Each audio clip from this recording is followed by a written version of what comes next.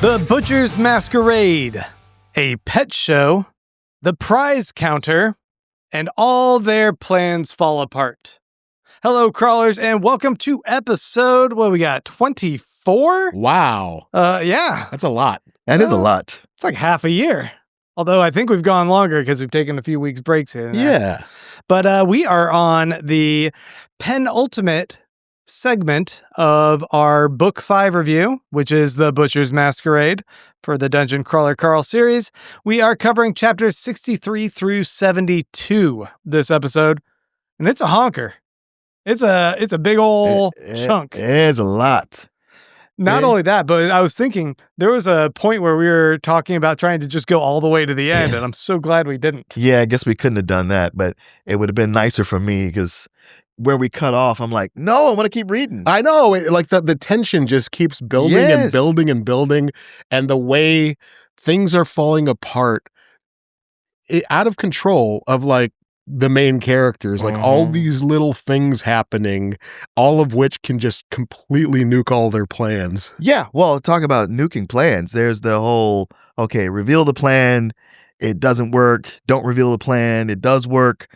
In here, there's a partial reveal, but even when things aren't revealed, we find out, oh, that's blown, that can't work. But there's plans within plans on top of plans.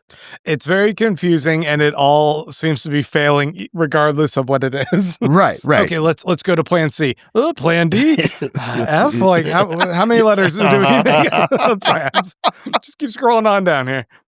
But before we get into all of that, we got a little bit of announcements.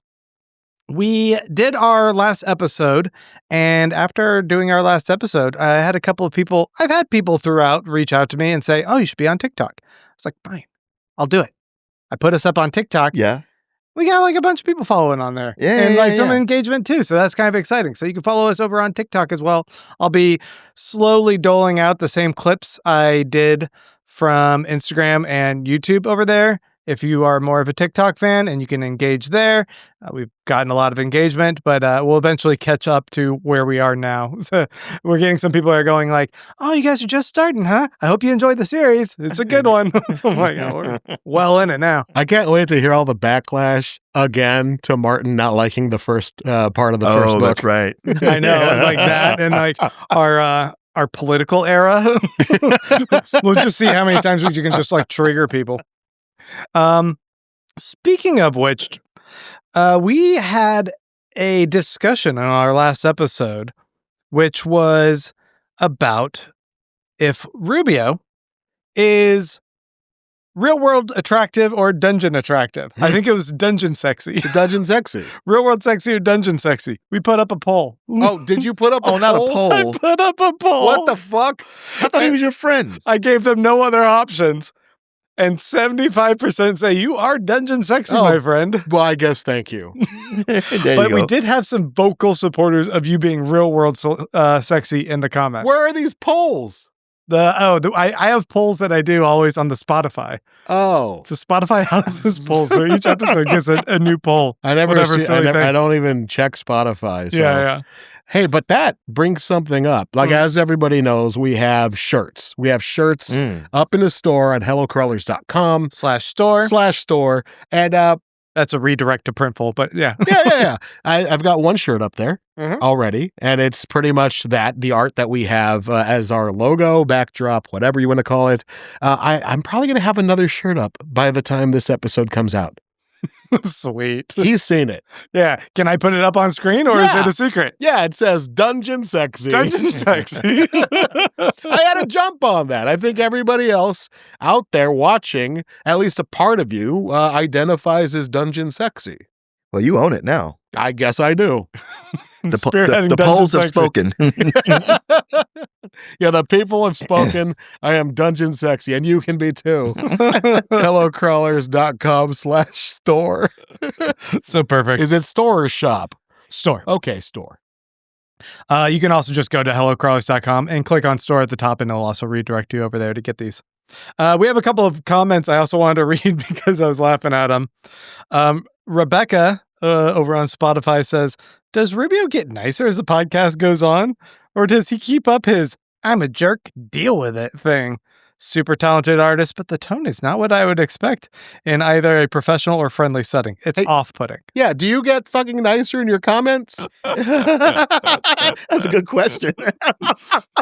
Also, this is sweet and gentle, Rubio. This is literally what I told her too. Yeah. I'm like, you guys don't know. You should have seen him 10 years ago.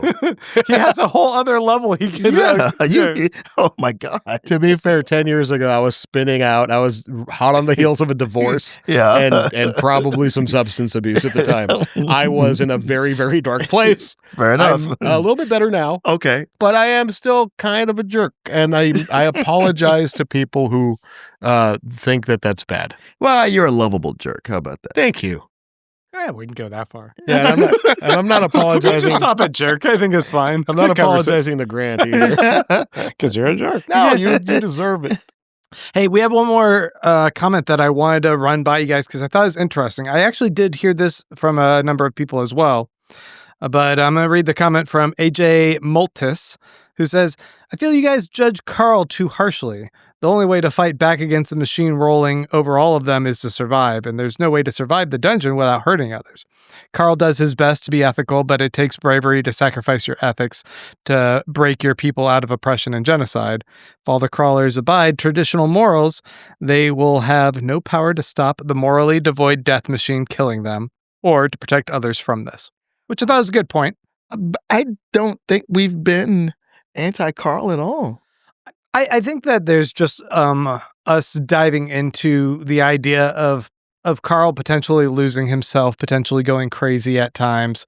The discussion of the river, or if he's being too gruesome with when he kills people using the ring. I mean, it's a discussion. For the most part, I'm pretty much Team Carl and support everything he does, with the exception of putting on that ring so many times. Right. You can criticize decisions of a person and still be on board with the fact that they have a good heart, the fact that they have like a kind of a heroic impulse and trying to help people. Like that's a really good character, and I can't imagine that any of us would be against him. No.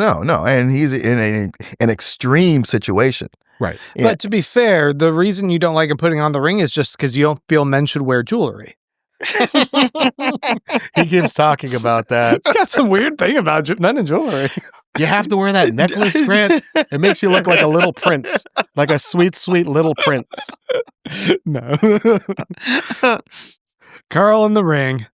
No, I think I do think it's interesting that like we're so invested in this main character that when you see these changes, they're intentional, because you're supposed to be a little bit concerned about when he might be sliding into a morally gray area or something that he can't control. Yeah. I mean, that ring, it's so much like the Lord of the Rings kind of thing. And we're privy to his inner monologue about how he's struggling with this. So, well, he seems to struggle with it less.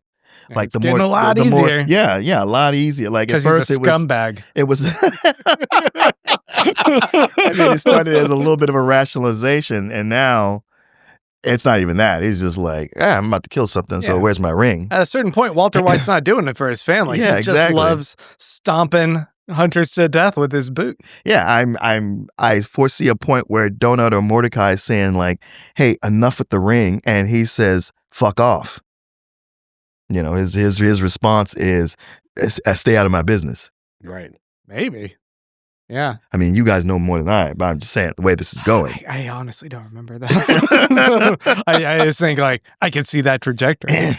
I think that's a fair assessment. All right. So before we dive in, I do want to tell you guys what your homework assignment is, although I think you can probably guess. It's chapter 73 through the end of the book.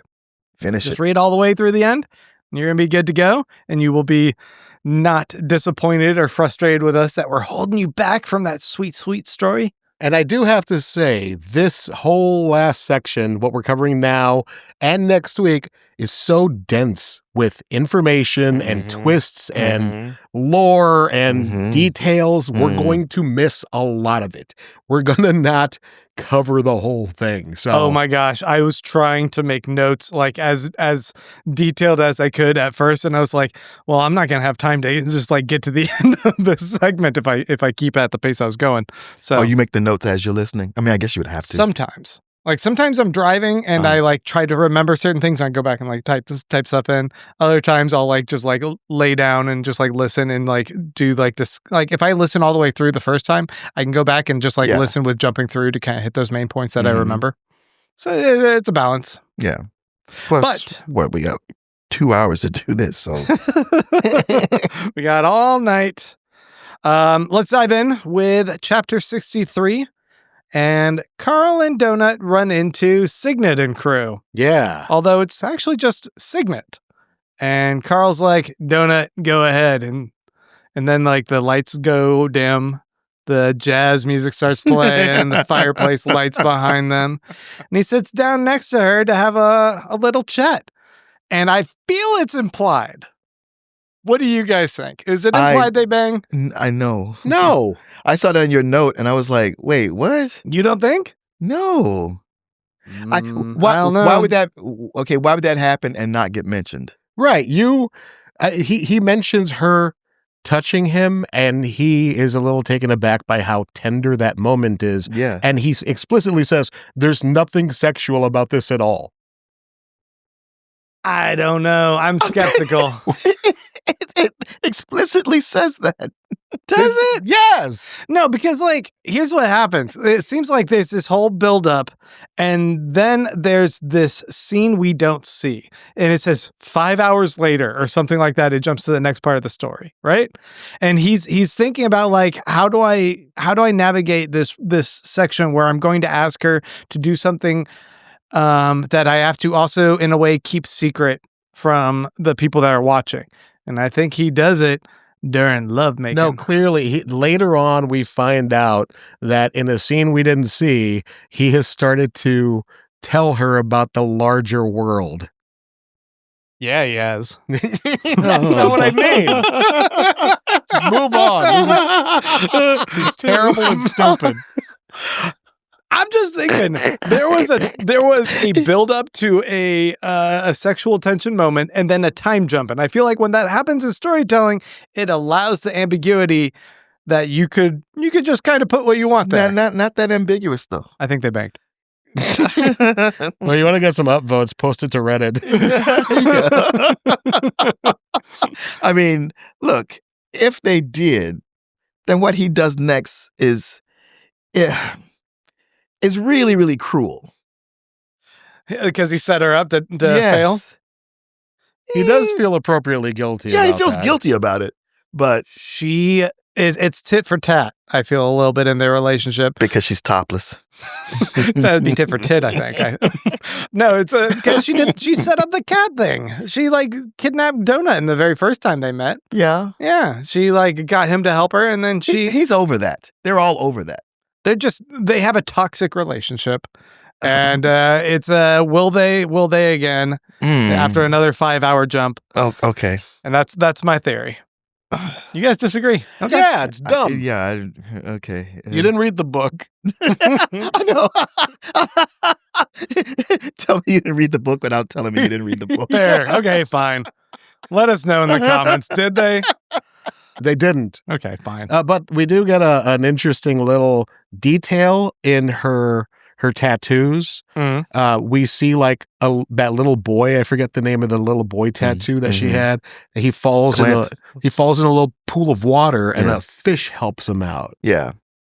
Yeah. You know what? Now that I think about like having to do it while all these like tattoos are like spectators, that's weird too. Why are you hung up on them doing it? I'm not. I moved on. Okay, I totally moved on.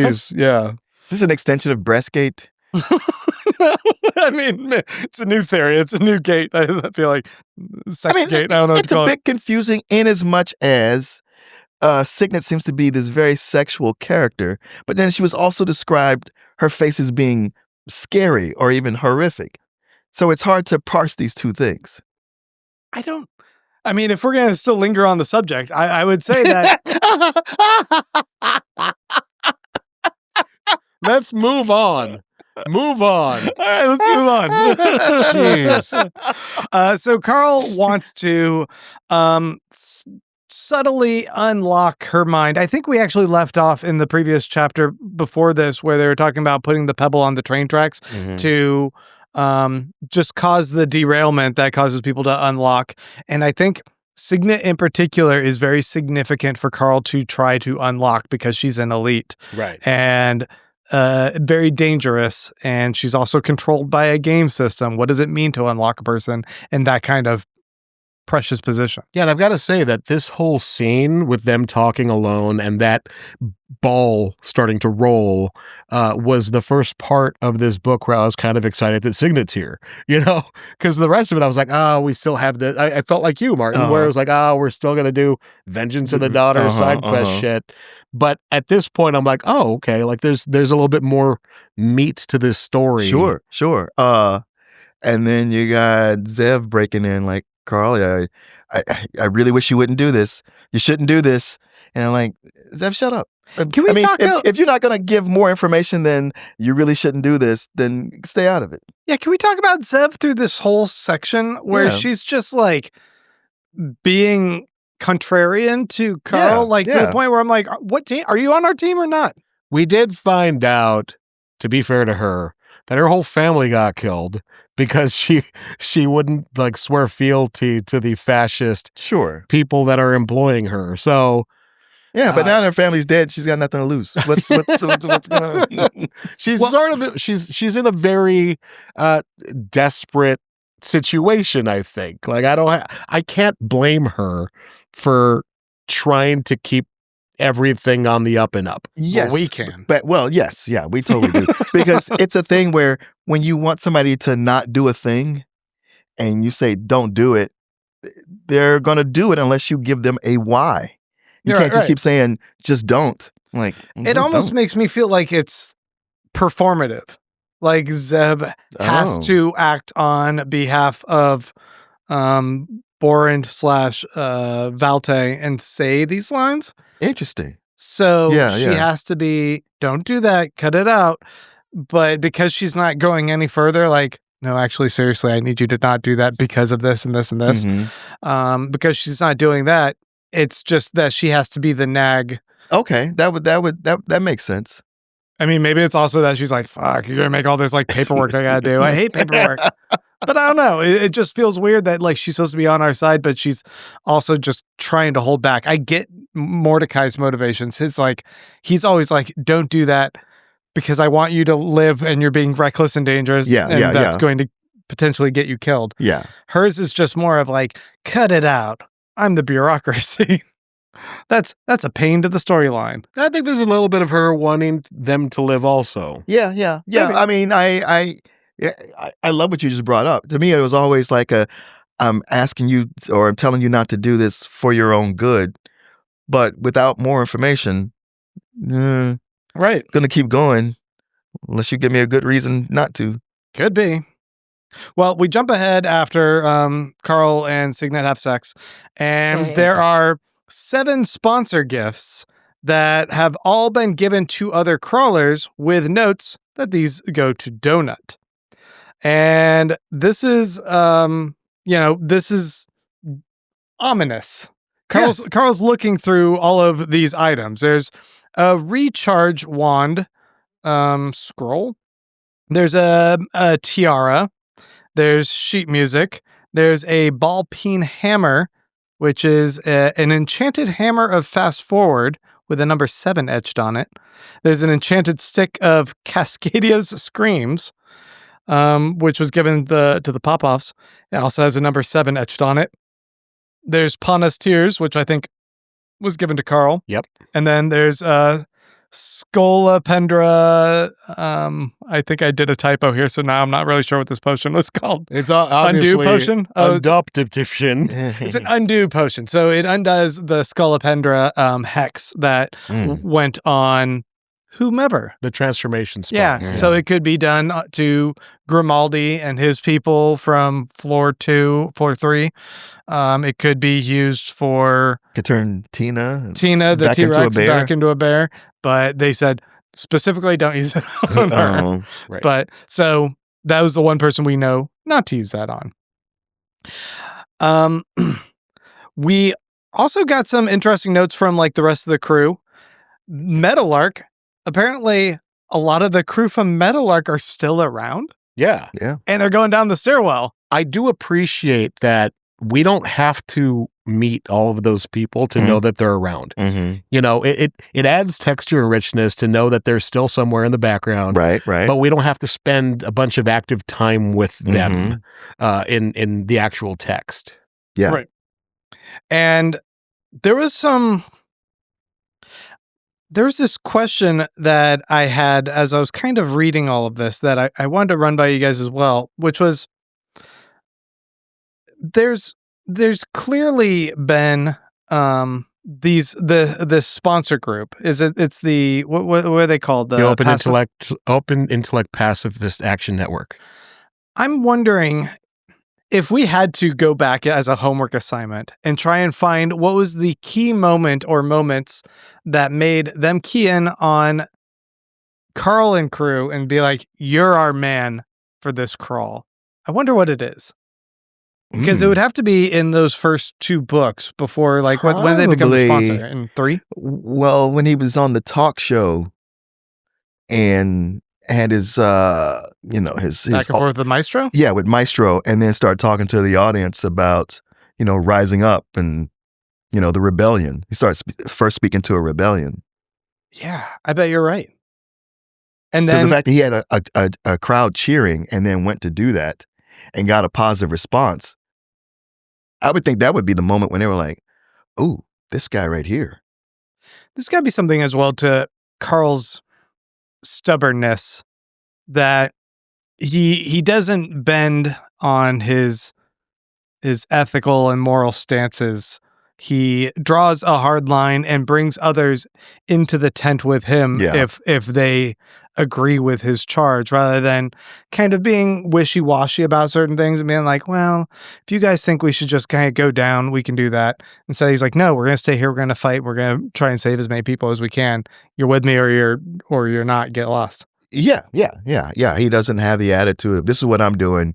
If you want to follow, fine. If not, good luck to you. Right. He's like, we should all try to get out of this together. Can I bring something up? I think in this part where they're talking about the, all the loot that they're getting from their sponsors, Katya gets a beanie, like a +3 beanie that they drop on her head and it just kind of absorbs into her mass.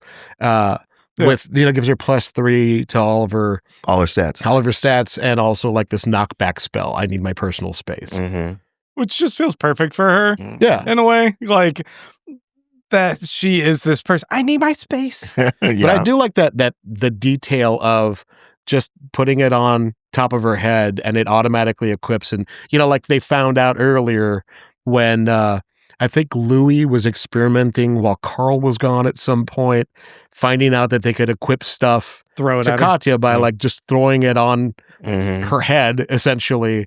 It's like, maybe we could do that with the twister. Like maybe we could drop a house on her head. Probably not a good idea. Well, the interesting thing is that actually comes into play with her essentially being a cabinet of potions. Yeah. Because she can just absorb all this stuff into her mass and hide all these potions, and it's part of her body. Yeah, they can't confiscate it. They use her as an equipment locker for the Butcher's Masquerade, something that isn't quite an inventory, but is kind of a workaround inventory. It's so clever. It's weird to think about, but very clever.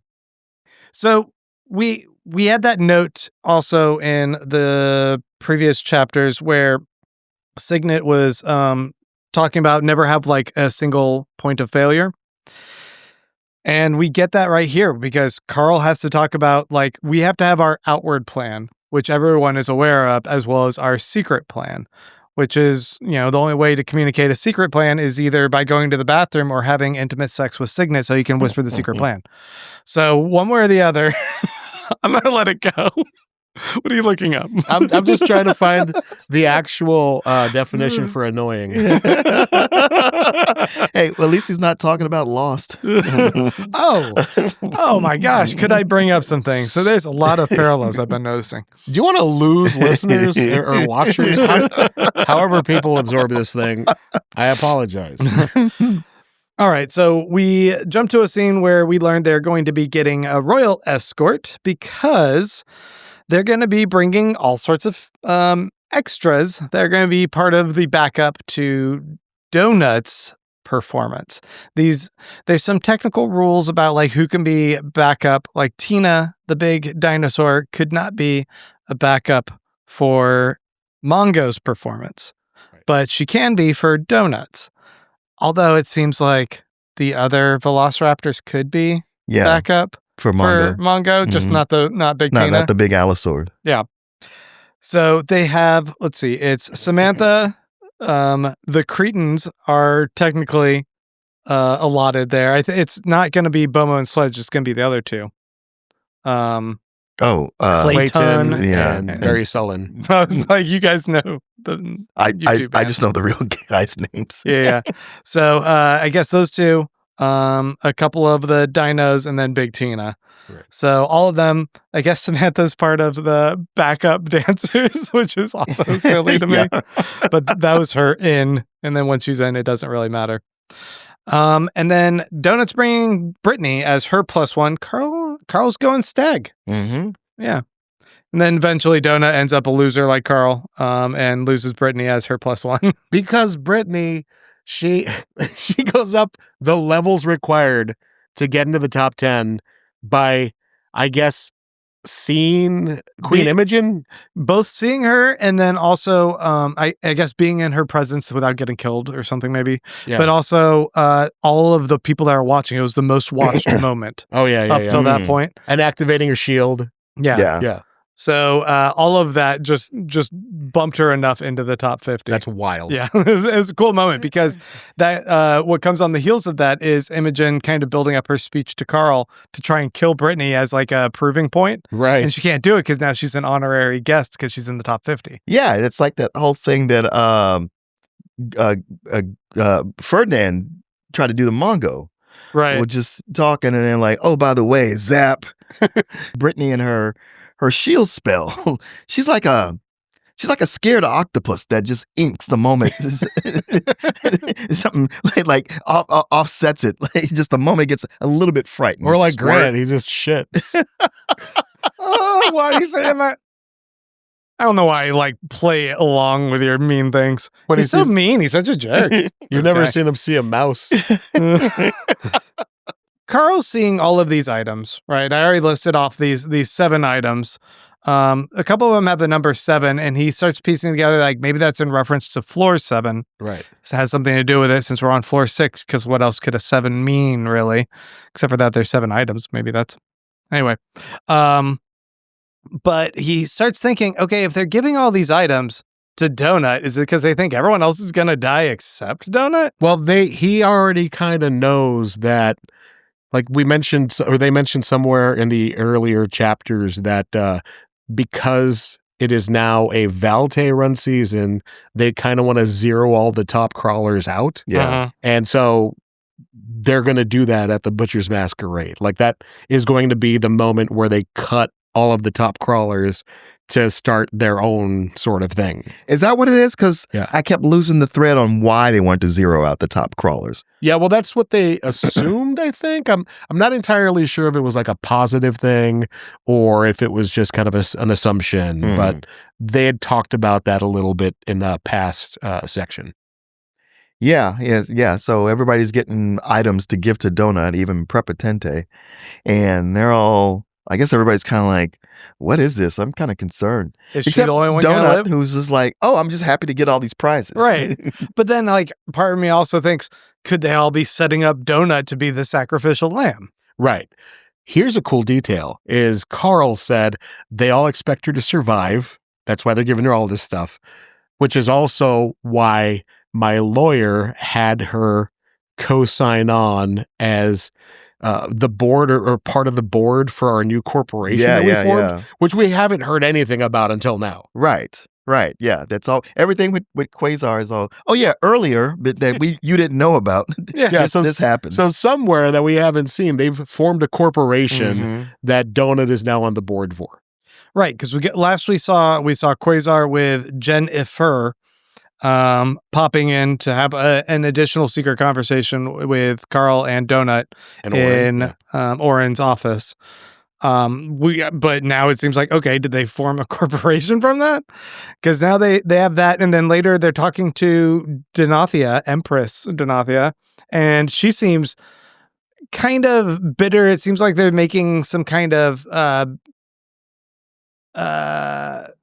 what do you call it? These comments back and forth to each other between Carl and Empress Denathia, yeah, about like this corporation and like, oh, haha, you did that, and I don't like that you did that. That sucks. There's some bitterness about whatever went down there, but again, we're kind of left in the dark about what that is. Yeah, there's a lot of. It seems like such a DEF plot at this point. Right. But there's these little details of it. Yeah, there's a lot of snark between those two in that conversation. And flirting. No. He's flirting with her. Kind of is. God damn it. Yeah, a little bit. Did they maybe fuck when the camera turned around? I think they did. Yeah. Okay, enough of that. I'll back off. How would you with her? She's like Jello. I don't know. Okay, so we kind of hit this pivotal fork in the road. Do they go downstairs or they stay and fight? Carl once again kind of falls back on this, like, we got to do it for Bonnie and the changelings. Decides they're going to stick it out, and what could go wrong? Right? All right, so we jump ahead. We get a note from the cookbook. This is from Everly. Chapter 64. In chapter 64, who's talking about how her sponsors had helped and gifted her with great stuff, and then ultimately kept gifting her with stuff that ended up betraying her. And they sold her out because if they got her further along, they could make more money off of a dramatic death for her. There were 3 back-to-back cookbook entries. The first one being like, I think they really like me. The second one is, well, maybe they like me. They're trying to keep me alive. I think that I'm really valuable to them. And the third entry is like, screw that. They fucked me over, man. Get out of here. Yeah. Don't trust them. Yeah. The whole, wow, they set me up just to have a glorious death and lots of views. And who's the other entry that comes after her is like, hey, she didn't give us any details about this. Drachia, please put details. That was her last entry.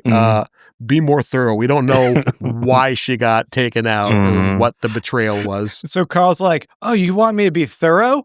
I will vomit out every single thought I have so that whoever's the next person that's a recipient could never possibly do anything else on the floor except for sit and read all of my thoughts.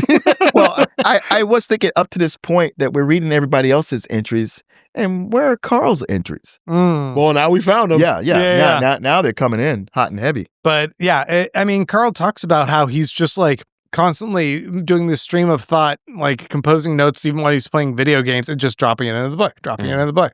So now we do start getting some of that in his extensive plan. And I'm going to try and at least summarize once again for you guys what his plan is. He first has our main goal, of course, number 1 is to survive.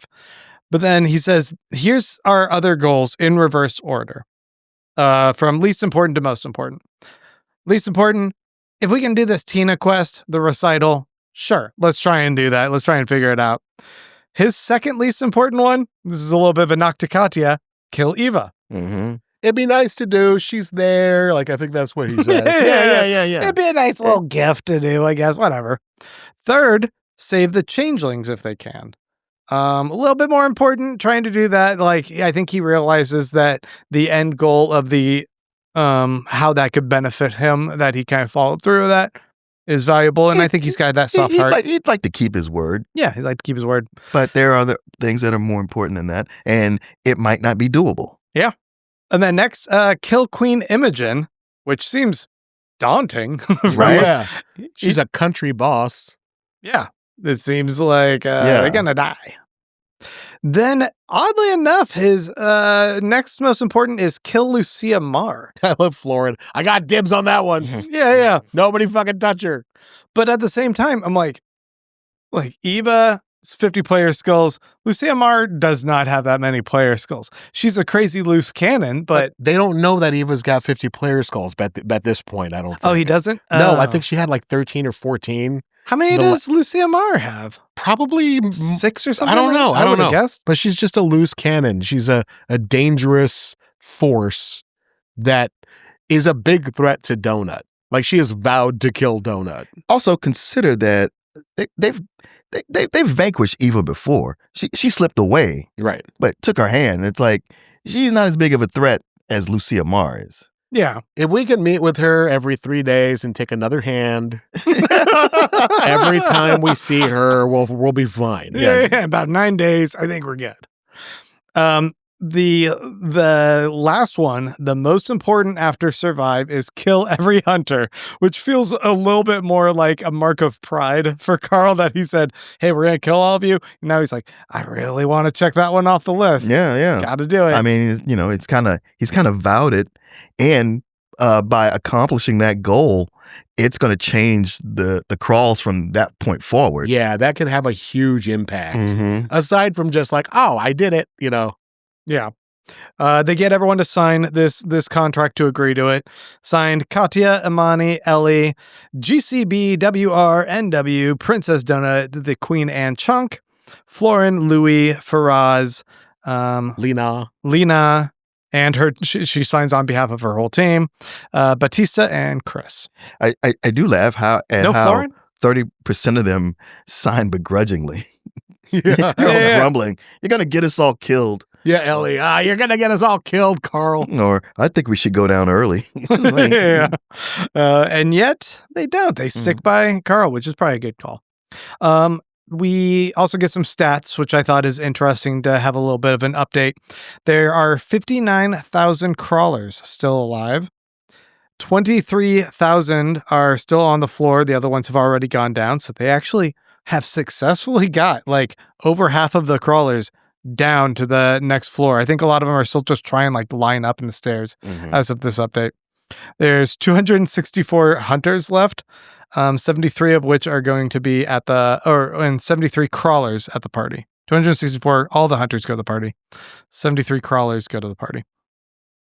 And then from there, we jump to a scene where Carl and Brittany are riding in a carriage to go to the ball. Yeah, they're in that escort caravan. Yeah. That's guarded by a bunch of elves, and everybody's got to go through like security checkpoints, and there's this long line.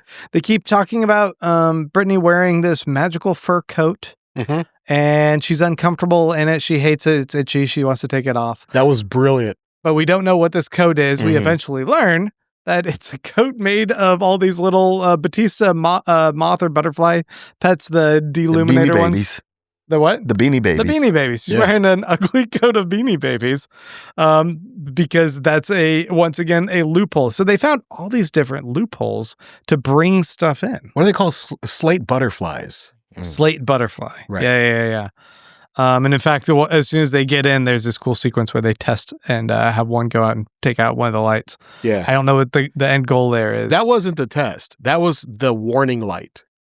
Yeah. They were taking the warning light. Is that what it was? Yeah. Because when they go in and they like put the anti-magic spell, anti-violent spell, like all that stuff, that warning light starts flashing to let them know that the spell is on. Or something like there's something having to do with like that light giving some kind of warning that spell is on. So they take that light out as soon as they can so that when the protections drop, the light doesn't start flashing. See, this is why it's valuable to have a book club, guys. Yeah. I miss a lot of things. Yeah, I think when the precautions are off, that's when it starts flashing. And when the precautions are on, it doesn't flash. So they just suck the light out of it so that it doesn't flash. That's so smart. I thought it, like, when I read that scene, I was like, oh, they're just doing a test run? No. It seems dangerous for them to do it like that, but okay. No, it's super cool. It's like step one in the heist.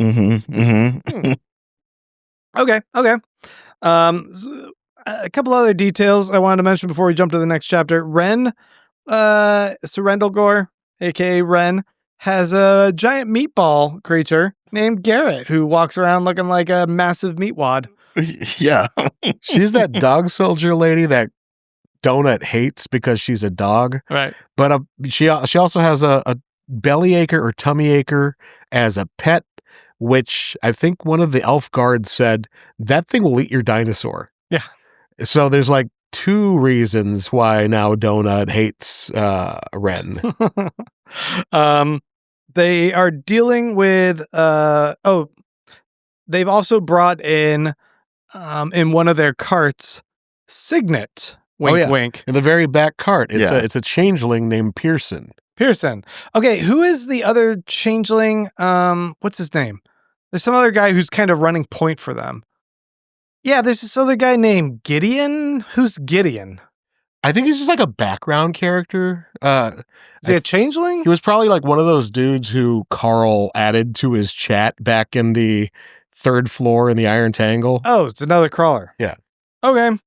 Anyway, I got these 2 confused like throughout this. I think there's just certain parts where I was a little confused. Like, why are they talking to this Gideon all of a sudden? Where did this guy come from? You're not part of our family. Who are you, Gideon? There's a bunch of random people that he just taps for action sometimes. So they have Pearson the Changeling pretending to be Signet as they go through because they want to trigger. Their hope is to trigger Imogen to pop up. And it kind of works. And they don't want her to be like they don't want Pearson to be exactly Signet. So it's like kind of Signet-ish. Yeah. Just little tweaks. But it was pretty cool because Imogen shows up in their tent, in their caravan, and it's like, no shit, she's here. And you're like, oh no. It's like, but then Carl's messaging to Katya, no, it worked. We got her here. We drew her out. Yeah. It's like, ooh.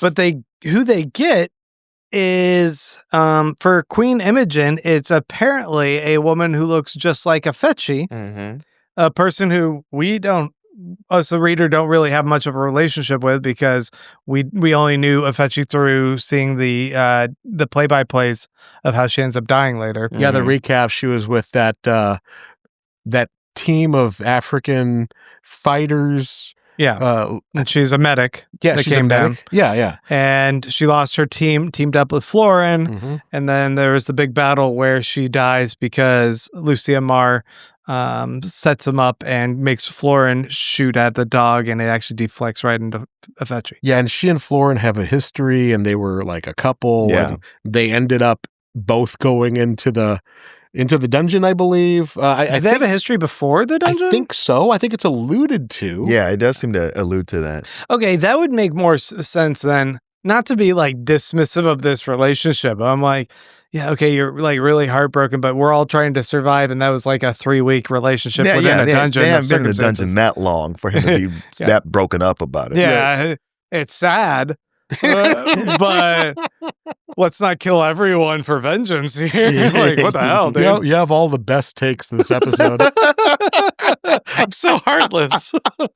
I mean, dude, it just saved you the trouble of breaking up with her later. So Jesus Christ. I can't believe people are like, oh, that's the mean one to me. When I'm just sitting here being dungeon sexy and you guys fucking assholes. We're lovable scamps. There's a difference. There you go. Jeez. Okay, so we jump ahead to the next chapter after like, it's Fetchy's twin. I love that it's like presented as like it's her, and then like soon enough in the next chapter, Kaji goes, "Oh, don't even trip, it's actually her twin." Like, yeah. None of us are like that fussed about it. It's not a big deal. Yeah, I thought that was an odd thing, but so often I think something is odd, and then later it really gets explained. But I did love that when he's like, "Oh shit, Florin, he can't be in this one. Florin, you got to go ahead and go down. You know the rules." And he's like, fuck off. The cat didn't go down. Yeah. I love that point too. Yeah, back the fuck off. Yeah, he is freaking out.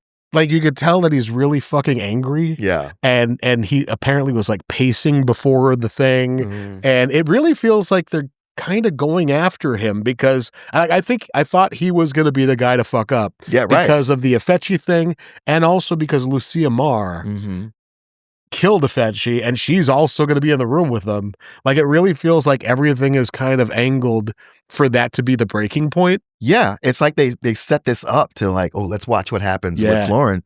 And Florin has dimension. They subvert the shit out of it. Yeah.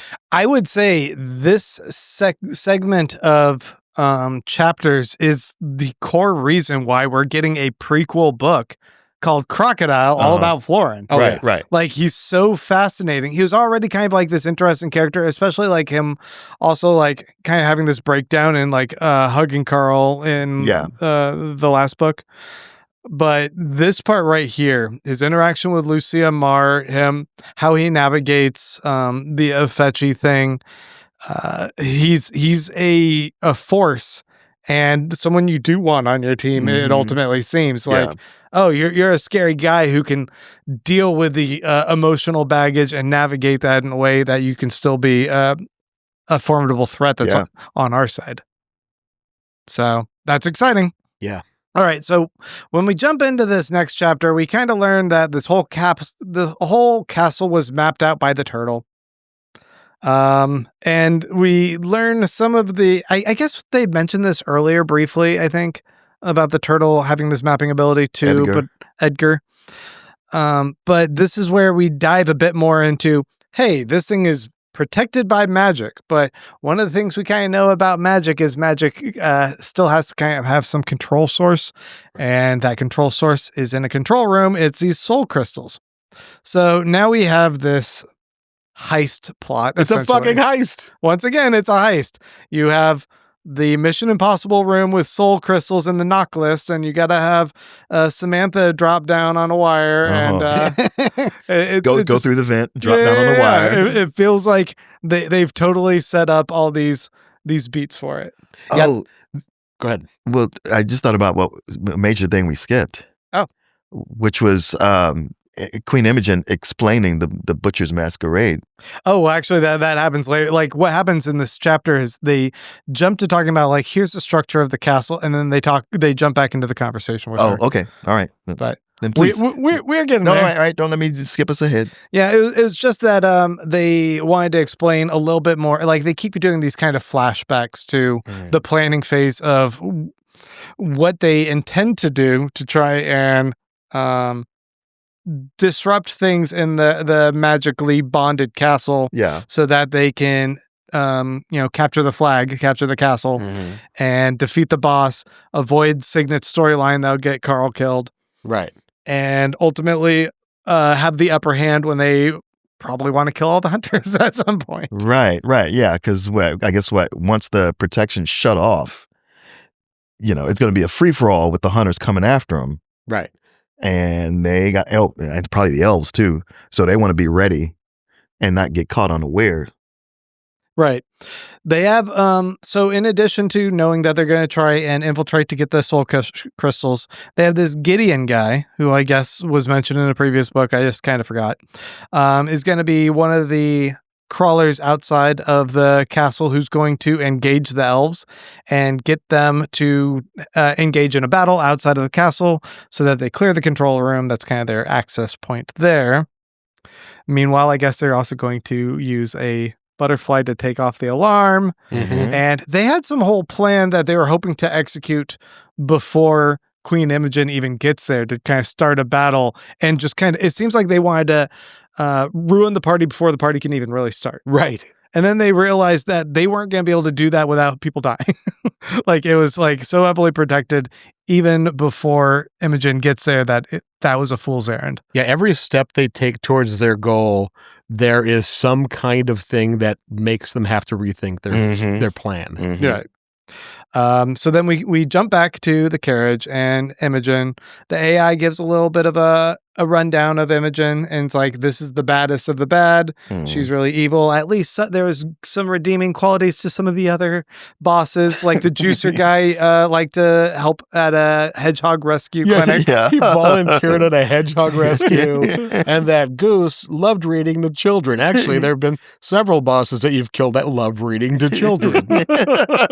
Just trying to make them feel bad. Yeah, right. So there's another little detail that we get while they're in the carriage. It's that Carl looks down at what he thinks initially is this soul crystal around the neck, but it actually is this memorial crystal. Now I'm going to jump ahead of myself here and point out that this memorial crystal is something he learns is also now in the prize box later when he's up there talking to Chaco. Right. And when Mordecai sees this, he's like, holy shit, memorial crystal is a big deal. Yeah, forget anything else. Get that. If you can. He didn't have enough hands to get it. Right. He'd need 100 hands. He has 66, which is a lot. Right. Right. But the memorial crystal we learn, so a soul crystal is generated by a crawler or a player, NPC even, of significance being eaten and digested by Scolopendra and pooped out as a soul crystal. This crystal can magically power things. Right. A memorial crystal is essentially the same thing, except for it's a god instead of a crawler that's been eaten by Scolopendra and pooped out as this memorial crystal. This one's loaded with a bunch of insane powers and spells as well, so it imbues you with that. It feels like a little bit of Infinity Stones, I guess, in a way. Yeah. Or magical like stones. Or history, or like there's some kind of lore locked in, the information locked in there. Right. Yeah. But the fact that like they linger on the neck and then they point it out there, it just feels like one of those glittering objects, like his cookbook or something. I'm like, oh, you need that. Sure. Get the memorial crystal. That seems, I don't know what it is, but what it's going to do, but it just seems important. Anyway, I wanted to give a little bit more of a highlight to that, I guess. So we're now at the part where Brittany levels up because they got so many viewers. They just get a ton of experience. And then we learn about the Butcher's Masquerade. And what were you thinking about this? The whole story of it? Well, you know what? It's it's a good lore. Yeah. And as much as, it's the Butcher's Masquerade because it's the one time their mask where they're pretending to be nice to each other. It sounds like just family Thanksgiving. Don't talk politics. Before the alcohol comes out. Yeah. So we learn a little bit more about these gods. I mean, it's been peppered in throughout here, like the mythology of the gods of the dungeon universe. And there seems to be an oak mother, like one of the, like Zeus, essentially, of the gods is a woman named Apido. Yeah, the mother of all gods. Yeah. Apido. And she is married to a guy named Tyrannus, I believe. And she wanted to have this party where people come and no one kills each other. Her first party fell apart. And it seems like every party ever since has also always fallen apart because ultimately people can't help but find an exploit that allows them to hurt people. Right. Whoever puts the Butcher's Masquerade on, if it's done successfully, they get a boon from Apido, which rumor has it is immortality. But no one's ever gotten a boon. Nobody's ever gotten the boon. Yep. So Imogen really wants that boon. Not going to happen. I'm betting because it never does. Yeah, the way it's set up, it doesn't seem like it could happen. When Carl, like, I think it's in this scene around here where Carl learns that Apido is behind the Butcher's Masquerade. And when he finds that out and that it's kind of a test from Apido, at that point, he knows that Signet is going to be let in early, just as a furthering of that test. Right. And that's why Apido appeared to Signet and said, hey, you're invited, come on in, and just immediately threw her into the fucking, into the building. Just the AI fucking with shit. Yeah. Love it. It's like Apido does not want to grant this boon. No. Really don't want to give you that. I mean, I know I offered a reward, but I'm really light in the pocket right now. We got some comments from some of you viewers that you sometimes wish that we would do a little bit more of Easter eggs. And on that note, the end of this chapter ends with the line, "And just like that, she was gone." That's a Sex and the City reference, my friends. So there you go. Just wanted to give you a little Easter egg. I've never seen Sex and the City. You don't need to. Yeah. Okay. Some people swear by it. That's the name of the sequel series. Yeah, right? yeah, and just like that. Yeah.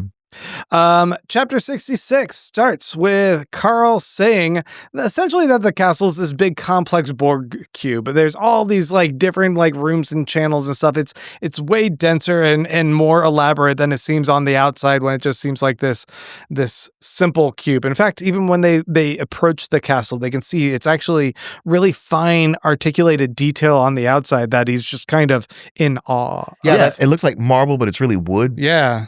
Just sculpted wood. Mm-hmm. And Donut is not a fan of the design. She just goes on for a while. I was really enjoying that. I thought they were supposed to make all these beautiful statues and shit, flowing lines. So it's just a big ice cube. We get a few of these instances where we get glimmers of what their plan is or what some of their alternate plans are. And one of these at the beginning of this chapter is them talking about a plan that when you're on the stage doing a performance for either the pet show or the talent show, you actually have access to things on a different level, so you can interact with objects, kind of like when Carl was at CrawlCon and he had access to that pen, which he then stabbed into that reporter's neck. Right. So you can interact with these other objects, which seems like a loophole to them that'll allow Donut to use spells and be able to use certain objects. The idea of which it's complicated. And in fact, I think at a certain point, like Louie's going, "Oh, this is too much like the Iron Tangle," and I was like, "I agree, Louie." And Carl does say, like, don't worry about it. You just have to know everybody's in a different place and you can only touch certain things, and that's it. You don't have to worry about it unless you're doing a dedicated podcast where you try to break it down and analyze it. Then maybe you got to try a little more. Well, sometimes you just got to vibe with it. Yeah, you could just vibe. I was going to say, we could just vibe with it. Well, here's where I don't think I can fully vibe because, like, okay, there's these different floors that they're each on. I think our crawlers are like on floor 5, maybe. The hunters are on floor 3, and then on floor 2 and 4 there might be different holding areas for the pets. And it seems like one of these plans that they have and they might execute here is putting some hole spells, having Donut put a hole spell, and all the crawlers are jumping in, so they're trying to have feather fall so they can fall and not hurt themselves. Yeah, there was a one of the plans which Donut says, "Is that the plan that has us falling to our deaths?" That's the one that requires feather fall spell. I don't even know what that plan is. I don't remember. I don't know how it works. None of this stuff really matters. Yeah, because so often they'll outline a plan and go like, okay, well, that's not going to work anymore. Yeah. And it's like, okay, so I'm not going to learn any of these. This is all like the funnest of filler. Yeah. Yeah. I suppose the point that they continue to hit upon, or Denneman continues to hit upon, is that they've made plans and alternate plans and then alternates of those alternate plans, and they're constantly trying to pivot. Right. And Carl's doing a good job of trying to keep his cool. Amani is not. No. Amani is being pretty annoying. Yeah, right? I mean, she's not being Ellie manic, jumping around and trying to start shit all around the room annoying. She's just more of like, Carl, this is not supposed to happen. Yeah. Like it's his fault. Well, now what, Carl? I'm like, yeah, dude. Like, why don't you help me instead of just like giving me shit all the time? I get it though.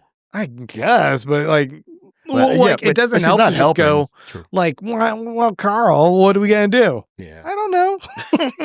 You have any ideas? So it just, I think it works to build the stress, but at the same time, I start going, so now you, Amani, have to be the foil in these scenes.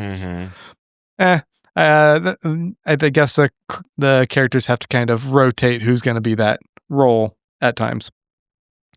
Carl is somehow convinced that Signet and crew, to hang back and not interject before the crawl so that he didn't get tangled up in something that was going to get him killed before the masquerade. Right. Spoilers, that doesn't happen.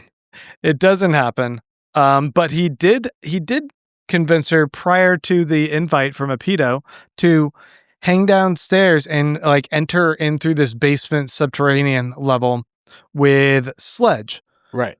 Sledge is the rock monster who has the Zazura spell that's going to transport the cube down to the 9th floor. Sometimes just trying to go into the complexity of all this, it's like, that's a lot. Yeah. It is a lot. Yeah, you need a diagram. Yeah. But no, we shouldn't get bogged down in the diagrams. Anyway, they enter into the party. They try to hand out a bunch of half-splat spells and dino repellent for all the other crawlers in case they do have to go through the hole or dinosaurs attack people. I guess it's just contingency plans, so they're trying to hand all these out. Yeah, half-splat or featherfall or whatever. Maybe it's featherfall. Yeah, whatever they use. Eva sees they've laid out all of these for anyone as they enter, and so she just takes a whole bunch of them because she's a shithead. She's an asshole. It just seems like she's an asshole. Not only she take them, then she goes around bragging about it. Yeah, she's a dick. And then we also see that she's got 50 player skull, so it's like she's an evil dick. There's a description of this mosaic on the ceiling that is giving us a little bit more of a lens into the whole scolopendra. Nailed it. And the mythos that interconnects every 3 levels of the dungeon. It's like a geode relief Cave thing. Yeah. And it's got this constantly spinning Spiral centipede around a tree that's hanging upside down. And Carl's like, it's amazing looking. And like, just thinking of this visually, I'm like, it sounds so cool. And kudos to Matt, because I think he's making up this kind of mythology here.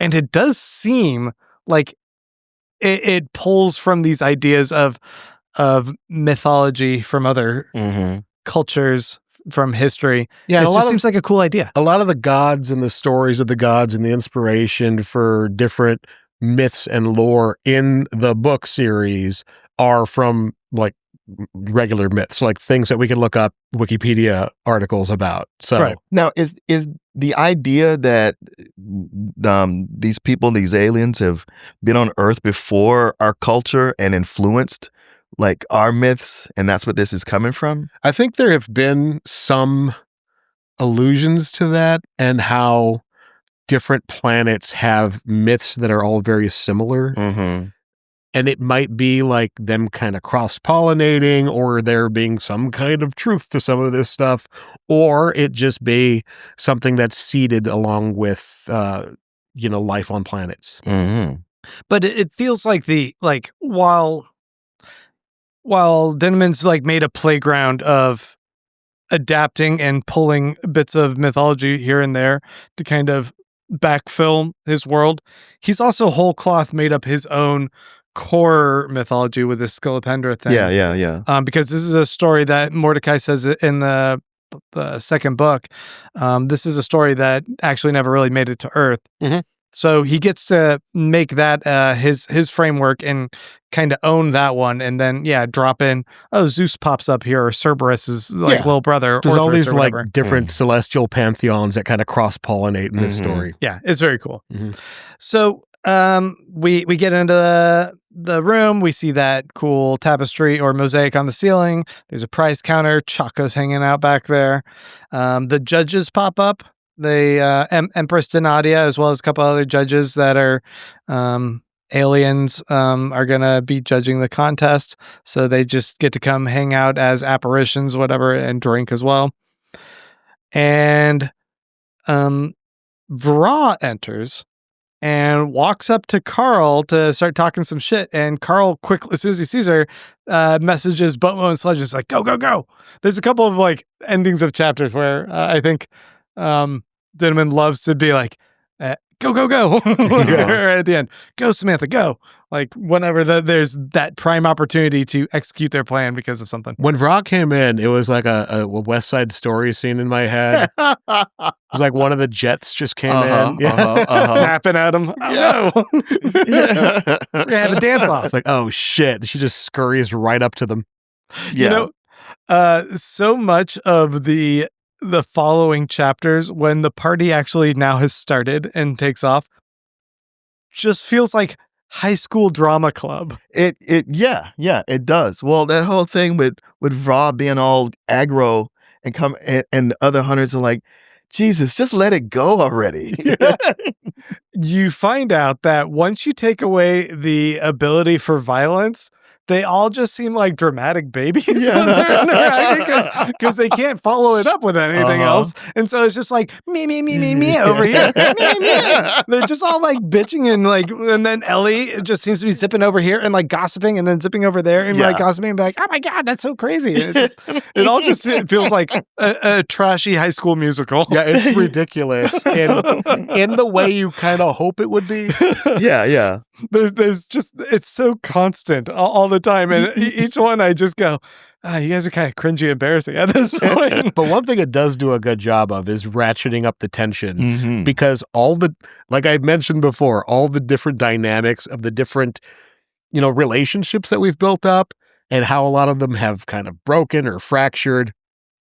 This scene really starts to give you everything you want for payoffs of those. Yeah. Mm-hmm. Yeah, I mean, so Vrog comes and starts talking shit with Carl.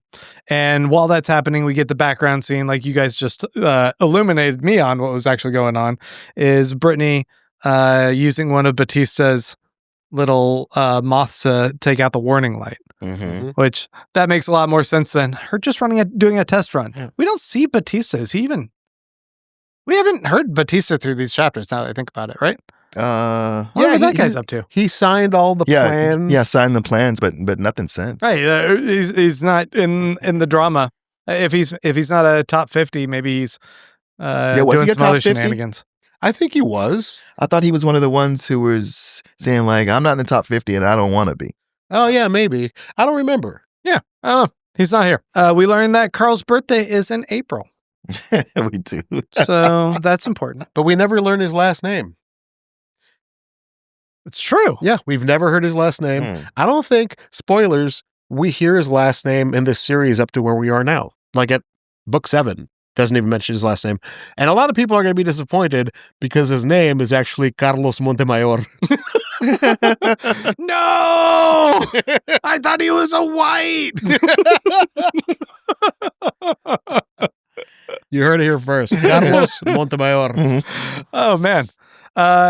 Yeah, he's kind of like Madonna or Cher in that way. Yeah. It's just the one named Diva. Donut leaves to go prep for her performance, and Prepotente pops up. He comes walking up all confident to Carl and is like, hey, I'm joining your party. Go ahead and add me. He looks like shit. Yeah, he's all haggard. Yeah, Carl's like, and slept oh in my a week. God, he looks worse than he did last time. I must join your party. It's like, you should probably go ask somebody else. Why not go check some of the Brindle's daughters? They probably need a party up. He's also like a really high level, and any party he joins, he's going to automatically be the leader of. Right. Because I was like, yeah, why tell him no? But with that detail, it's like, oh yeah, he can't let him be the leader. We're going to be under your thumb. No thanks. But Carl makes a mistake because he seems so distracted by all the other things. He's like, nah, man. And Prepotente's like, I need to be a part of your team. There's something that I need to do that you guys got some items or something. I need to be a part of your team. Oh no, he says that is because he needs to start the next floor with them. Was that what it was? Yeah. And Carl was like, dude, just go bug Donut. Should not have said that. Right. Because you know what Donut's going to do? Sure, why not? Yeah. Anytime Carl's like, don't do a thing, Donut does the opposite. She says it quickly without thinking, because if you thought about it, it's like, well, that would make him the leader of the team, and you don't really want that. Maybe she'll tell him to fuck off. We'll see. Oh, she would never do that. Yeah, she likes him. Yeah. So we learn a little bit more of their new plan. They want to get all the changelings into the building, right? Because they want to do the Zazura spell. Right. Their plan to do that is to funnel them in through the basement. And then once they get enough of them through the basement, they're going to crawl all the way up through the turrets, take over the turrets, and open those up so that the Twister can bring the rest of them and land on top of the castle and just unload all the rest of the changelings. So they have some infiltration plan going on here. And it works. It goes off without a hitch. No, I mean, it is funny. It's like one of those things where I'm like, I do need like an illustration of like some of these things that are going on. It's like so many of these moving parts. And then Signet walks in. Yeah, like a badass. Yeah. Carl was talking about how, she has to come in when we want her to come in. Otherwise, nothing's going to work. And here she comes. Like, she fucking walks in like she owns the place. It's like an 80s movie, the dance, this high school dance, and she walks in, the music changes slow motion, right hair blowing in the wind. Yeah. Is that Signet? We get, okay, what I want to note in particular about chapter 68 is this chapter is like 4 minutes long. Yeah, it's real short. It's really short. And what happens in it is there's one key point, and that is that Signet has now entered into the party, and Carl takes the opportunity to unlock Signet's mind. Right. It feels like this is a significant chapter in so much as like it's short, and this is the key thing that happens before they jump to the next chapter. So for me, it just felt like, oh, is this important? Seems like it is. Carl's like, hey, those judges, they're people from the outside world who are controlling things for entertainment purposes. And she's like, oh, I'm going to go talk to them. Oh, are they now? Yeah. And Zev is like, what? No, don't. What the fuck, Carl? We talked about this. Carl, no, don't. And Carl is like, this isn't even on me. Talk to the AI, because right. I had nothing to do with this. That was it for that chapter. Yeah. When I looked at that one as being so short, I was like, oh, this just feels like it's a culmination of that pebble on the train track thing to me. Chapter 69. Nice. Starts with Carl going up to look at the prizes.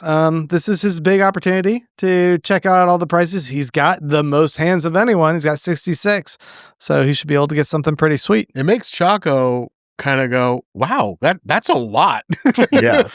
Damn. That's like a legit a lot. Yeah.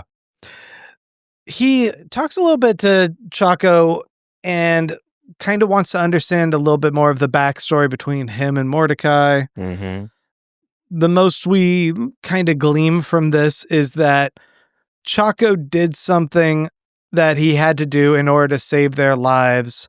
And he regrets it. He feels bad, but he did what he had to do. Well, it must have led to the death of Mordecai's brother, but he's like, if I hadn't done that, both of them would have died. Right. We would have all died. Yeah. That's what it sounds like. And so Mordecai holds it against him, but like, okay, it wouldn't be the first time we've seen Mordecai be completely unreasonable about things. Why don't you ask that murderer fuck tit? He just keeps asking him, like calling him all this different shit. Why don't you ask that murderer if he's got his how did you know insults are so good? How did you know he was here? Oh, Donut told him.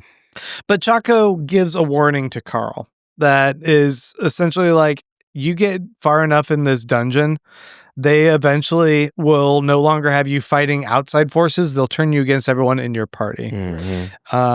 It's not worth it. And he's having this existential moment where he's reflecting on his own pain and just kind of gets a little bit lost in the moment. And this whole thing with Chaco giving this warning about them making you turn on your party also reminded me of, it's in a couple chapters, but the description that the AI gives for Ferdinand, he talks about how cats suck. Yeah. Yeah. And this, on this reread made me think of the idea of maybe there's a bit of resentment the AI has toward Donut in its relationship with Carl, given that you guys were pointing out that the AI is in love with Carl. Okay. I don't know. I what do you guys think? Do you think the AI might have it out a little bit for Donut? I don't think I've read anything to give me that feeling. Yeah, I think you're the only one who sees the world in the way you see the world. Yeah, On edge and yeah. What color's the sky in your world? skeptical of everyone. Yeah.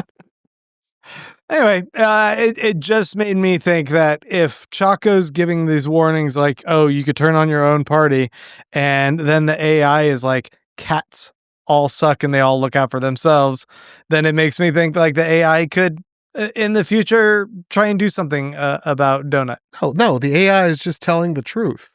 All right, fair enough. I have 4 cats that I love very much, and I can, with confidence, say they're all assholes.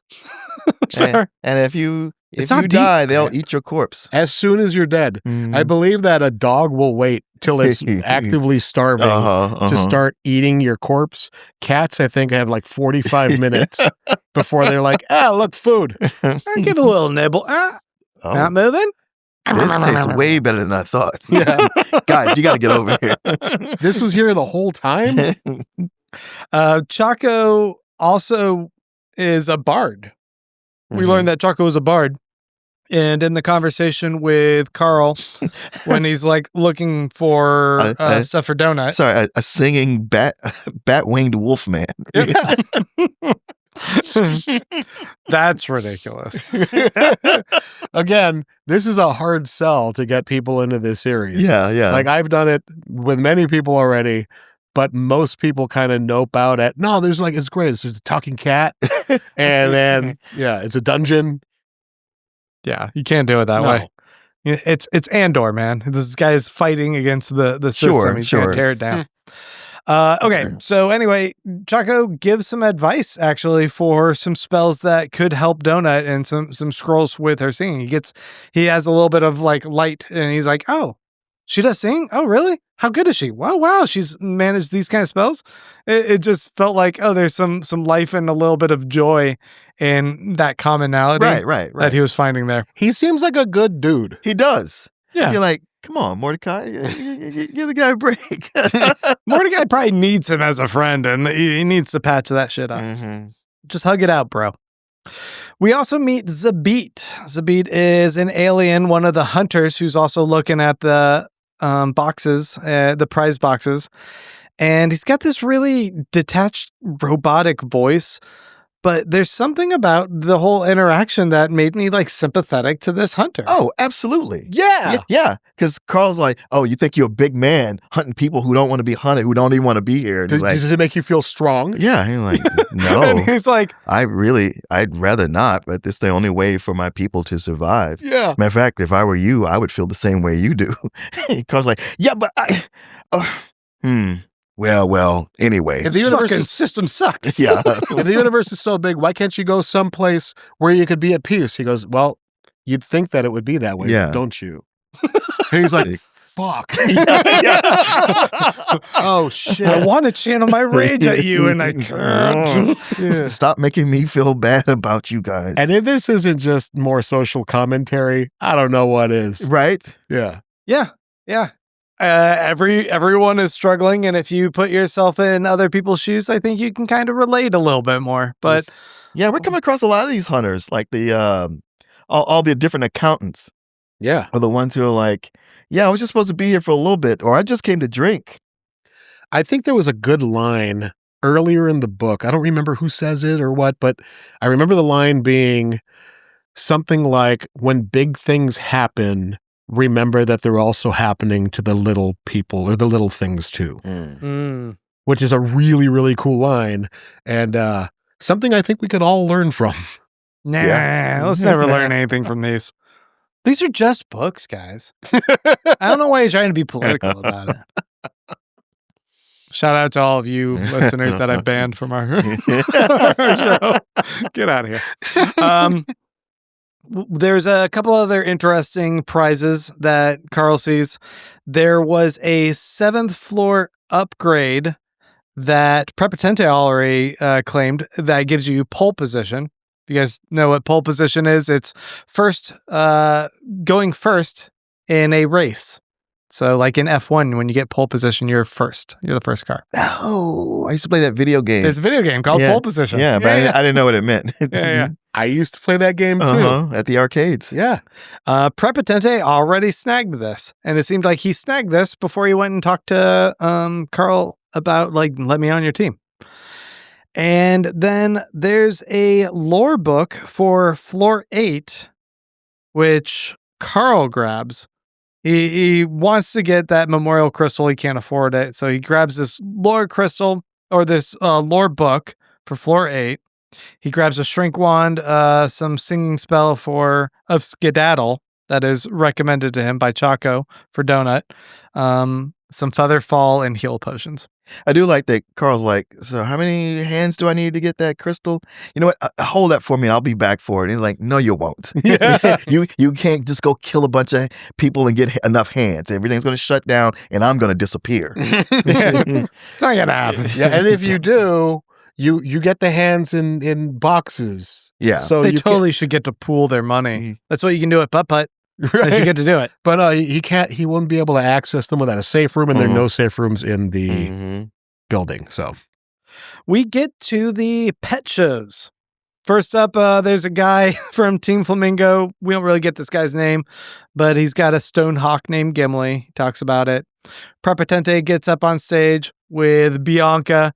He screams. She's just a fiery, scary mess on stage, burning the stage. Yeah, everybody's just like, hi, this is my thing. And then they leave the stage and Prepotente just screams and leaves the stage. And then Donut gets on stage. Yeah. And Louis is the MC announcing from behind the scenes. There's a smoke show. There's lasers. Oh yeah. He's saying like, I'm just trying to figure out how to get the boombox to work. And Carl's like, boombox? What the hell are you talking about? Yeah, here we go. This supposed to be low key performance that Donut was gonna have is a complete blowout. With Mongo on stage, backup dancers, lady Mongos with hearts, all theatrical. Yeah, theatrical. He moonwalks across the stage. they fucking blast Anaconda from an alarm trap, and like all the explosions are like really hard to make balls that Carl has produced. Yeah, it's like those things are like really hard to make and expensive. I love like when Donut's saying like it's like a dating profile. Mongo enjoys gastronomic sampling, just eating any kind of corpse. It's so over the top. It's actually quite a delight to see. I love that we stopped before we get to see her other performance. I know. I want to see that. I know. It's like, hey, you're supposed to keep that one low key. Yeah. And then the blowout is on yours. He's like, oh, you haven't seen mine yet. That was low key, Carl. Yeah. And then to make things worse for the dog soldier, Lady Surrendel Gore, she has to follow that up with her meatball Garrett. Can you imagine like also just then having to follow it up? Yeah. Like, I'm not going on after that. We get a check-in with our other people on what's going on outside. Bomo is at their safe room and he's going through the door to Zakao and just looting all the bodies because apparently everyone else got transported to the end game of the party and like lost all of their extra loot. He's looting all the safe rooms. He's looting all the safe rooms in Zakao. Right. He's just walking around grabbing shit and bringing it on back. And Carl's like, I want every fucking thing you can get. And some of the stuff is like race locked, so he can't pick some stuff up. And Mordecai's like, we should have made him a cart. Yeah. Like we should have made a cart for him. Like all of these really cool little details that you don't even think about. Meanwhile, Sledge is giving this update that like he's trying to get in underground, but he can't because there's mantis babies just bombarding them. Mantises just start showing up. And then the elves are starting to show up too. Everything just becomes a shit show outside. Oh, yeah. Carl's even hearing like these explosions going on. And Sledge is like, I can't go underground like we planned. I'm going to go in the airship. And we're going to try and drop in from the airship. Then we get we get the confrontation finally between Florin and Lucia Marr. Mm-hmm. And it's kind of like what you were speculating. She seems to have multiple personalities, and Florin, in his humanity, sees the softer side and the other elements that live within Lucia Marr and decides we need to preserve that even against all of my rage for this body taking someone who's special to me. Right. Because he's able to talk to at least one of the little girl personalities and bond with her. The whole idea like, oh, this is more than what we thought and we can't just kill this person. We need to kill the dog. Yeah. He says like the dog. Yeah, he's got a whole Son of Sam thing going on here. Oh, jeez. It's that like trying to figure out what this is. Is it that like a girl, Lucia Marr, already entered into the dungeon with multiple personality disorder and that fed in? Or is it that the dog ate a pet biscuit and it corrupted her? I don't know. Like, do you guys have any sort of like theories based on this? They were very clear that children can't enter the dungeon. But what does that say for the Frank and Maggie Q and their Maggie Mai? I always say Maggie Q. I do too. Maggie Mai, and they had a kid. That's right. But do we know how old that kid was? No clue. Or maybe that was a mistake, or maybe like kid, but it's like my 18-year-old who won't move out of the house. There's a lot of questions. I mean, Florin also mentioned that Lucia, when he talked to her, was talking about an Alejandro, and like there's all sorts of things going on there that we know nothing about. And Alejandro, they said in a couple chapters back when they had the confrontation in the bar, Donut mentioned that Alejandro was supposed to be the child coordinator for the floor, who's supposed to work with the system that brings in kids. What an interesting detail. So is Alejandro evil, or is it like... Is he absorbing kids? Is he absorbing kids? Is it some sort of weird shit like where... Is this just like a Stephen King scenario? Frank and Maggie, they had to deal with a game guide who was giving them advice of like the best thing for your survival is to kill those people. Maybe this Alejandro is like, look, we're in a shit situation. The best thing you gotta do is fucking kill. Maybe. I don't know. I do want to know more, but when Carl tries to ask Zev, she's like, leave it alone, Carl. I know, again with her. Like, are we not supposed to like Zev? What's going on here?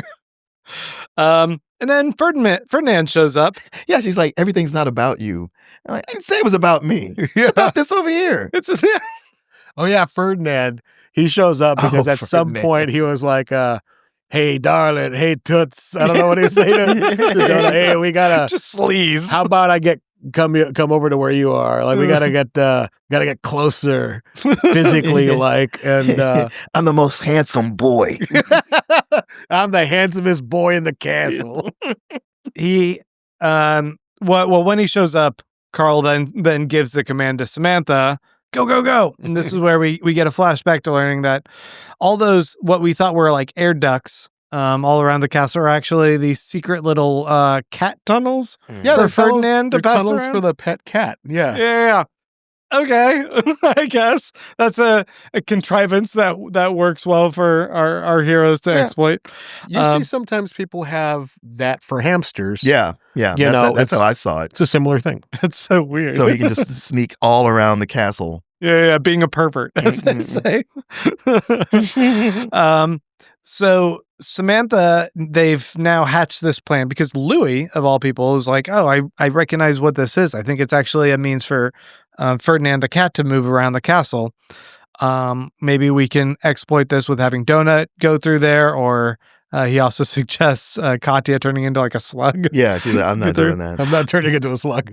But ultimately, Samantha is volunteering, and Carl's like, actually, yeah, let's use Samantha for this. I think she was already in there when Ferdinand came down, because I remember Ferdinand apparently when he was coming down, Carl was like, "Oh, you need to hide. Ferdinand's coming," and Samantha's like, I didn't need to hide after all. When he goes through that tunnel, he has to take his giant hat off and he carries it in his mouth so he can't see anything. Oh, that's right. He shows up with a giant turban. Yeah. And everybody can't stop laughing. They're all laughing. But fucking Samantha goes, what a dweeb. Yeah. So just like Donut, he loves hats. Yeah. This huge hat that everybody can't stop laughing at. How dare you laugh? I'm the most handsome boy. But yeah, Samantha they shove a ball inside her to transport to a certain place to take out the guards. Yeah. And then, when it's like, all right, he's here. You can go do that thing and go drop the ball. Oh, I got rid of the ball. It was making me clink when I rolled. Yeah. It's like, God damn it. We're fucked. She also didn't remember the map she was supposed to memorize. Yeah. So like, I don't know where to go. It's like, so he had to have Faraz like guide her through. And was it Ellie or Amani who just like, why are you she's undependable. And it's like, you see? Yeah, when Carl found out that she didn't have that potion ball with her, he's like, we're fucked. Like, that's it. Yeah. We're done. We're all dead. But then she says, oh, wait, they're already passed out. Someone already killed them all. Somebody already took them out. So we don't know what else is going on there. Just a point of correction. When you said that, like, Ferdinand had already passed her, what happens is he tells her to go after Ferdinand's in the room. And then Ferdinand is only in the room while still in Queen Imogen's room. Oh, and he goes, I want to be here in person for you. But Samantha's already gone into the tunnels. Yeah. So then she's supposed to hide, and instead he's just oblivious. Right. He passes by her. He's such an asshole. Ferdinand, that is. Oh, yeah. He starts like grinding on Carl's head. Yeah. He's just a pompous, gross, crude dude. If you're going to get hit by the lightning, you got to get used to the tingle. But there's something kind of Quasar about him, too. Well, it's the voice. Just the accent. Yeah, I guess it's the voice as well. They both sound like Danny DeVito. Meanwhile, outside, everything is going completely haywire as well. Sledge is on the roof. They've lost the twister. They had to just jump off of it, but somehow he rescued like all the bears, all the changelings. Well, the changelings turned into birds and flew away, and the bears are fine. I don't know what's going on. Yeah, because it's like it's crawling with mantises. Yeah, the twister. Louis throwing an absolute shit fit. Yeah, because Sledge is like, I guess the house is more important than anything. Only thing I can do is crash it into was it crashing into the castle? Yeah.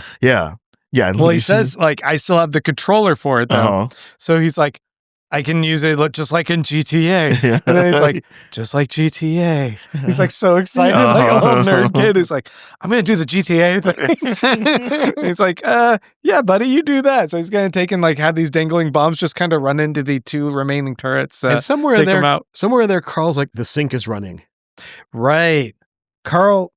So like when everything's collapsing there, and their plans on the floor are falling apart, he suddenly goes, the sink is running. And he says he's starting to feel a defeatist wave. Mm-hmm. So this is once again this kind of running water. Flashback. Running water, Yeah, the water and his helplessness. Yeah, the running water PTSD motif. It's this failure to save his mom kind of hero complex. Mm-hmm. It feels very Jack Shepherd from a show called Lost. I hate you because you do not hate me because that is accurate. It's so accurate. Got a good one. I haven't made one in a long time. I've been a good boy. You've been the handsome boy. I'm the handsomest boy in the castle. So Carl pulls his shit back together. He's like, okay, we got to start calling audibles. Do the hole in the floor to Donut. Everyone start activating your feather fall. And they're gearing up for activating plan D or E or whatever. Yeah, they're spooling everything up. And right then, Queen Imogen shows up into the room. And the room's now sealed. The real part of the Butcher's Masquerade has kind of started, and that's where we end. Which I was glad because it was like I still want to see Donut's performance. Yeah, I was like, don't cheat me out of that. Yeah. Well, if they're locked in there, maybe we get a performance. But what an excruciating place to stop. Yeah, right? It's similar in its mechanics to being on the train and like this kind of tension ratcheting a little bit. But this one is more of like these kind of swinging blows that keep like knocking out whatever. Like every time us, the audience, thinks we have an idea of what their plan is, something knocks that out and they have to like pivot. It's a Jenga tower. Yeah. Yeah. That's what it is. It's just this rising stress of like, why am I feeling this way? Am I enjoying this? It's so good how, okay, this part failed. Yeah, we got to call an audible. We got to do something else rather than that failed. All right, now it really is cratering and we got nothing. Yeah. It feels like in part we made a mistake in having to cut off the book here because there's this lingering pain of we want to get to that finish line now that the climax is like fully in action. But at the same time, we've talked for like 2 hours. Yeah, no, stopping the book here is bad for the reader, but it's the only way as a show we could do it. Yeah. Right. Yeah. And, you want to end on a cliffhanger to have everybody like, got to come back. Got to come back next week. Yeah. Very much a cliffhanger. Folks, we are going to end it here. And we want to thank all of you guys for tuning in and checking us out. We have a homework assignment for you, which is going to be chapters 73 through the end of the book. And we encourage you to pace yourself, We got a week before we get to the next part. You don't have to rush through. You can take your time. I'm going to listen to the next part tonight. Are you really? Yeah. You're just going to binge through the whole thing? Of course. And then make all the notes for us? Nope. Okay. Yeah. But we do want to also thank all of you listeners for tuning in, for sharing the show, for joining us on TikTok, for buying the merch. I want to see some people in some Dungeon Sexy shirts. Yeah, aside from those, I have a few more in the hopper that I'm going to make. Well, yeah, I like this one you got on today. It's great. This is not one that I planned. Right. I know, but it's great to see. If somebody wants this shirt, let me know. Yeah, maybe if enough want it, we'll see. Yeah, it's cool. But we also want to thank you guys who are supporting us over at patreon.com/hellocrawlers. That includes Aldo Necco, Andy Kogan, Caden B, Odin's Eye, Christian Castanon, Failtas Magoria, Fajitas Magoria, No. Gilbert Sanchez, Jillian, Johnny, White Line Sideman, long-time listener, first-time crawler, Matt Nice. Johnston, Nikki, Noel Mead, Prince Stealth Axe, Queen Anne Chunk, and Ryan and Ryan. I think I screamed nice over Matt Johnston. I apologize. You don't want to say nice over that one? No, I yelled over his name. Oh, okay. Yeah. That's fine. Don't do that again, though. Okay. We also have a segment called Death Watch Extreme Dungeon Mayhem. We're going to do a quick check-in with some of our crawlers who've paid for the privilege of death. And we first check in with Aldo Necco, our level 41 barbarian thickermancer, who was crushed to death in the clutches of Baby Bramble. That's Bramble that has not grown the poisonous thorns. I want to just point out those poisonous thorns weren't there when it grabbed him, but it did crush him and his eyes bulged out of his head. Okay. It was very gruesome. Meanwhile, Andy Kogan, our level 35 trash panda dumpster diver, rushed across the river to save the barbarian thickermancer from the wall of menacing but non-thorny Bramble. Huh. He activated his shredder claws and leapt up at the Bramble, tearing through it like butter. I actually wrote butter. I know. You can see it over there.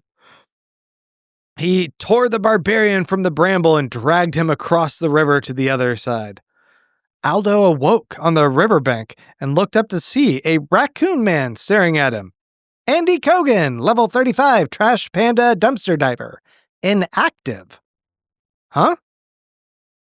Hey there, I'm Aldo. Thanks so much for rescuing me, bro, says Aldo. Supernatural dialogue. Is it Mark Wahlberg? Hey, man, thanks for rescuing me. That'd be great. Say hi to your mother. Say hi to your mother for me. Andy, the Raccoon Man said. My pleasure. So, what does the inactive mean? He asked, but then suddenly they were both brutally bombarded by a swarm of baby mantids that lifted them up and carried them off toward the castle. And that's where we end with those two. Okay. Wow. Meanwhile, Caden B, a level 49 half-orc blind taste tester, knew he had messed up. He should have gone down the stairs, but his teammate, Clayton, not Clayton, not to be confused, Clayton had made it into the top 50 and insisted that he join him as his +1 at the Masquerade. He did, after all, have a hunter's hand, and he wanted to find out what he could get at the prize counter. But the prizes were shit. What ultimately convinced him to join... It's like a Chuck E. Cheese. Yeah, you get wax lips. all these prizes suck. What is this, a Tootsie Roll? What ultimately convinced him to join and go to the Masquerade was that the top 10 would be there, including Carl. And an alliance with him might be his best bet in making it to the 10th floor and surviving. He was trying to pick the best time to approach and introduce himself, but just seemed like Carl and his crew were nonstop running back and forth, getting into heated squabbles like they were the high school drama club. He was going to bide his time and lay low until then, avoid drama. Clayton was backstage rehearsing his comedy performance, so Clayton was just on his own in the ballroom. He looked up to see the cat was on the stage with her silly dinosaur. Ugh, what showboats. Suddenly, the Velociraptor leapt across the stage toward him. He jumped back in surprise and crashed through the bodies of a bunch of hunters. Well, of course, he couldn't really touch them. He seemingly bumped them enough to make them spill their drinks all over each other. It was a mess. And they all turned and looked down at him. Caden, one of the massive dreadnoughts said, once this party ends, we will kill you first. Gulp. And that's where that ends. I did a gulp. Okay. You didn't like that. Okay. I never do. I looked at you for approval. I did not get it. No, because you didn't get it. You do have Scooby-Doo flourish at the end. Yoinks. Oh boy. No, but Okay. Tag team. Terrible. All right, folks. That's where we're gonna leave everything there. just mean. I'm post just killing you guys off now. I'm just like writing stories. So But once again, remind you guys, it's going to be chapter 73 through the end of the book. And we're excited to wrap up book 5 with all of you guys. Until then, get out there and read.